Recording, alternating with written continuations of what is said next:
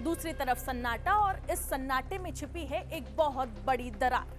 खबर ये सामने आई है और ये दावा सामने आया है कि ट्रंप ने फोन किया, घंटी भी बजी।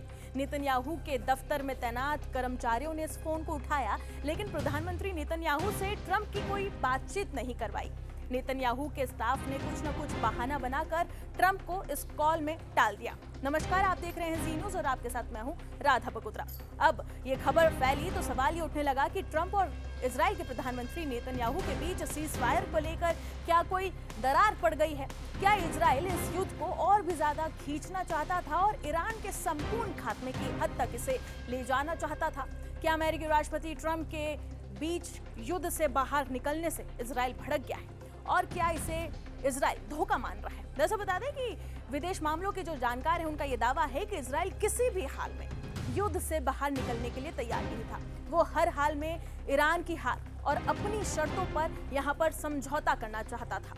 जंग अपने निर्णायक मोड़ पर थी, ईरान पर दबाव बन रहा था और तभी यूनाइटेड स्टेट्स यानी कि अमेरिका पीछे हट गया।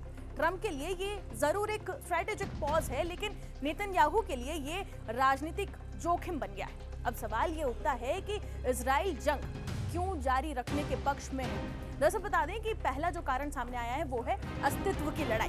दरअसल नेतन्याहू के लिए ये जंग दरअसल बता दें कि सिर्फ सुरक्षा ही नहीं बल्कि उनकी साख, उनकी कुर्सी, उनका भविष्य सब कुछ इस जंग के जरिए दांव पर है। अगर ईरान के खिलाफ निर्णायक जीत नहीं मिली तो इजराइल के अंदर ही उनका विरोध और भी ज्यादा तेज हो जाएगा। दूसरा कारण रीजनल गेम प्लान। इजराइल की रणनीति साफ थी, ईरान को कमजोर करो, फिर उसके बाद जो उसके प्रॉक्सी ग्रुप्स है यानी कि हिजबुल्ला, उसे खत्म करो और फिर पूरे मिडिल ईस्ट में दबाव बना लो, क्योंकि ईरान का कमजोर होना सीधे सीधे ये मतलब होता है कि इजराइल के लिए सबसे बड़ी सामरिक जीत।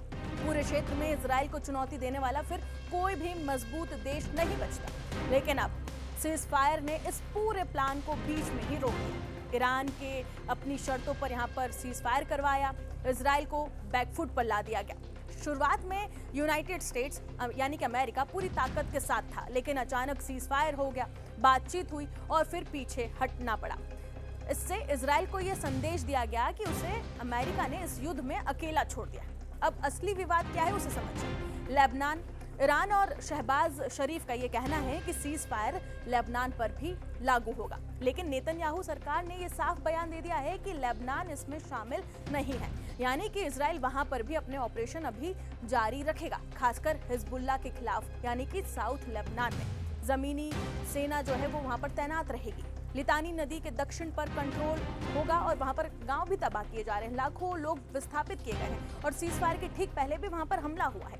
कई लोगों की मौत की खबरें भी सामने आई। अब सिर्फ बाहर ही नहीं बल्कि अंदर भी नेतन्याहू घिर गए हैं। विपक्षी नेता जो है उन्होंने सीधे सीधे हमला बोलते हुए ये कहा है कि ये राजनीतिक आपदा है, इजराइल को बातचीत में शामिल नहीं किया गया। और इतना ही नहीं, उन्होंने ये भी कहा कि नेतन्याहू रणनीतिक रूप से फेल रहे, यानी बाहर जंग, अंदर सियासी संकट। ट्रंप का कैलकुलेशन कुछ अलग ही था। तेल संकट यानी कि स्ट्रेट ऑफ हॉर्मूज पर दबाव बढ़ रहा था, ग्लोबल प्रेशर बन रहा था, चुनावी दबाव भी है और ईरान का पलटवार भी है। मिसाइल, ड्रोन, फिर उसके बाद प्रॉक्सी अटैक भी जारी थे जिसने इस पूरे गेम को बदल दिया। तो आज की तस्वीर बहुत क्लियर है। ट्रंप ने ब्रेक लगाया, ईरान ने बातचीत में यहाँ पर अपनी शर्तें रखी, लेकिन इजराइल अभी भी जंग में है। और जब एक ही गठबंधन के तीन खिलाड़ी तीन अलग अलग दिशा में चले तो टकराव तय है। एक मिस्ड कॉल अब सिर्फ मिस्ड कॉल नहीं रही, ये संकेत है कि इस जंग की कहानी अभी खत्म नहीं हुई है और अगला धमाका शायद सीज़फायर को चकनाचूर भी कर दे। हालांकि बता दें कि ट्रंप के फोन कॉल का नेतन्याहू ने बाद में जवाब जरूर दिया, लेकिन जानकार ये बताते हैं कि दोनों के बीच दरार जरूर पड़ चुकी है। देखना ये होगा कि ये सीज़फायर कब तक लागू रहता है और क्या बीच में ये सीज़फायर टूट जाता है, और क्या ये जो दावे सामने आए हैं कि ट्रंप और नेतन्याहू के बीच में दरार पड़ गई है, ये खबरें आगे चलकर किस दिशा में जाती है। फिलहाल इस रिपोर्ट में इतना ही, बाकी तमाम खबरों के लिए जुड़े रहे जी न्यूज़ के साथ।